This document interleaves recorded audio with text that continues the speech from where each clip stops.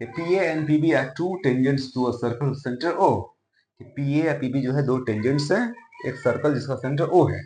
अब क्या कह रहा है कि एंगल APB, पहले नक्शा बनाएंगे लोग तब बातें समझ में आएंगी। देखते हैं लोग, एक सर्कल है, इस सर्कल पे दो टेंजेंट्स हैं PA and PB। That means P जो है एक्सटीरियर पॉइंट है, यहाँ से दो टेंजेंट्स हम लोग खींचे गए हैं, दो टेंजेंट्स हम लोग खींच सकते हैं।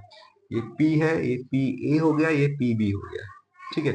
सेंटर क्या है इसका, तो O है। तो अब बोला क्या कि APB, एंगल APB, ये जो एंगल है मुकम्मल एंगल कितना दिया है, 50 डिग्री का दिया है।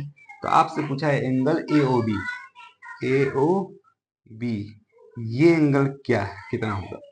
इसके लिए एक डायरेक्ट फॉर्मूला है, लेकिन फॉर्मूला से पहले हम लोग पहले कॉन्सेप्ट समझते हैं। कॉन्सेप्ट क्या है, ये देखिए टेंजेंट जो है वो दोनों टेंजेंट्स आपस में बराबर हैं। ये कैसे बराबर हैं, किसी भी सर्कल पे हम लोग एक्सटीरियर पॉइंट से दो ही टेंजेंट खींच सकते हैं, दोनों टेंजेंट्स की लंबाई क्या होगी, आपस में बराबर होगी। और दूसरा कॉन्सेप्ट ये है कि रेडियस और टेंजेंट जहां मिलते हैं वहां पर 90 का एंगल बनता है।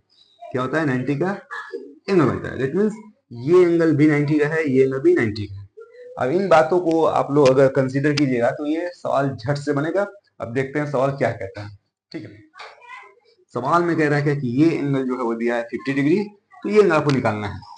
अगर हम लोग एक क्वाड्रिलेटरल को ऑब्जर्व करें, यहाँ पे एक ऐसा क्वाड्रिलेटरल है, क्या आप लोगों को दिख रहा है, ये एंगल 50 है, ये तो ऑलरेडी 90 है, ये भी क्या है भाई 90 है।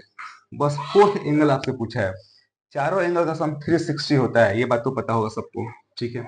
उसके बाद 180 हो गया, 180 8 230, 230 हो गया। इन तीनों एंगल का सम कितना होगा, 230। माइनस कीजिए, आपका आंसर आएगा 130 डिग्री। ये हम लोग का आंसर आ गया, ठीक है।